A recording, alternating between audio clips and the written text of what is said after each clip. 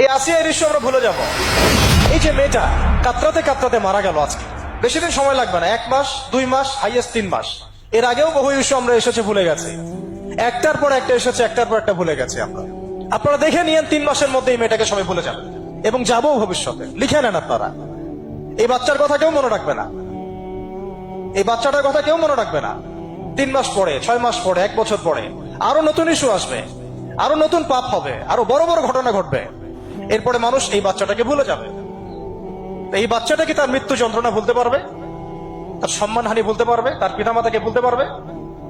এখন প্রশ্ন হচ্ছে, তার পিতাকেও যদি আমরা জিজ্ঞাসা করি, ইসলামে রেপের শাস্তি হচ্ছে মৃত্যুদণ্ড, আর ব্যভিচারের শাস্তি হচ্ছে অর্ধেক কোমর পর্যন্ত পুঁতে পাথর নিক্ষেপ করে হত্যা করা, এবং বিবাহিত ব্যক্তি হলে এই শাস্তি, অবিবাহিত হলে 100 বেত্রাঘাত, 1 বছরের নির্বাসন এবং সমাজ থেকে বয়কট করা, আর ধর্ষণ হলে সরাসরি মৃত্যুদণ্ড।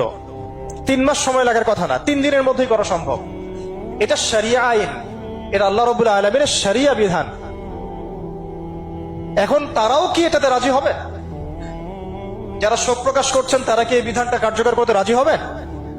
যে ধর্ষককে সবার সামনে প্রকাশ্যে মৃত্যুদণ্ড দেয়া হোক, শরিয়া আইন কার্যকর করা হোক? রাজি হবেন না। কারণ আপনারা বলবেন এটা করতে গেলে বাংলাদেশ থেকে মৌলবাদী রাষ্ট্র হয়ে যাবে। তো সমস্যার গোড়ায় আপনারা যেতে চান না, ডালপালা নিয়ে নাড়াচাড়া করেন। জেনা ফ্রি মিক্সিংটাকে উন্মুক্ত করে দেয়া হলো, ছেলে মেয়ের অবাধ বিচরণটাকে উন্মুক্ত করে দেয়া হচ্ছে।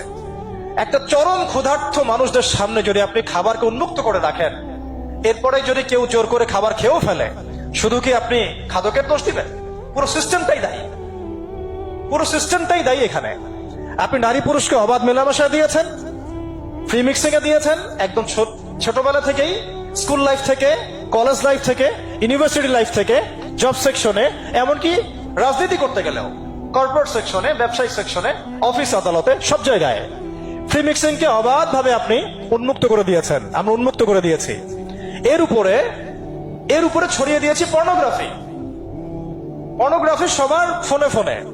পর্নোগ্রাফি দেখতে থাকলে একটা মানুষ বাচ্চাকে না, কয়েকদিন পরে পশুর সাথেও জেনা করতে পারে। যদি সামনে দেখেন যে মানুষ পশুর সাথে জেনা করেছে, আপনার অবাক হতে পারেন, আমি অবাক হব না। কারণ পর্নোগ্রাফি মানুষকে পশুর সাথেও জেনা করতে শেখাবে। বাচ্চা তো কিছুই না। এর উপর আছে বিবাহ বহির্ভূত সম্পর্ক, ব্যভিচার, জিনা, ফ্রি মিক্সিং, ভ্যালেন্টাইন্স ডে মতো দিবসগুলো পালন করে ছেলে মেয়ের অবাধ মেলামেশা। আর এই জেনাগুলোকে আমরা বলছি কাছে আসার গল্প, যেখানে ওর উপরে 100 বেত্রাঘাতের শাস্তি অলরেডি মজুদ হয়ে গেছে। আর কতগুলো যে জেনা হয়েছে এটা তো আল্লাহ পাক ভালো জানেন। একটা দুইটা তো করে নাই, একটার পর একটা চেঞ্জ করেছে। বিবাহিত ব্যক্তি পর্যন্ত অন্যের স্ত্রীর সাথে জেনা করেছে। আর এটা তো ধর্ম তো অনেক বড় বিষয়, ধর্ম তো অনেক বড় বিষয়। এটা তো একটা মানবতা বিরোধী অপরাধ, এটা তো একটা মানবতা বিরোধী অপরাধ। এখন সমস্যা কি এক কেন্দ্রিক? এটা বহুমুখী সমস্যা। ফ্রি মিক্সিং রেখেছেন, পর্ন চালু করে দিয়েছেন, এবং সবচেয়ে বড় কথা, এর শরঈ বিচারটুকু নিশ্চিত হচ্ছে না। তাহলে সমাজের মধ্যে এগুলো কমবে না বাড়বে? সিম্পল, সমাজের মধ্যে এগুলো বাড়বে।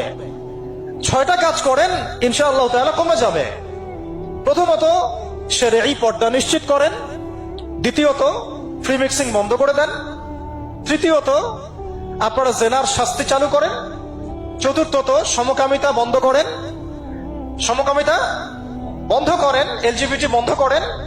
পঞ্চমত, ব্যভিচারের যে রজম শাস্তি চালু করেন, শরঈ বিধান চালু করেন, পর্ন সাইটগুলোকে বন্ধ করে দেন, এবং সমাজে তাকওয়া, নৈতিকতা শিক্ষাটাকে বাড়িয়ে দেন। দেখেন সমাজে জেনা কমে না বাড়ে।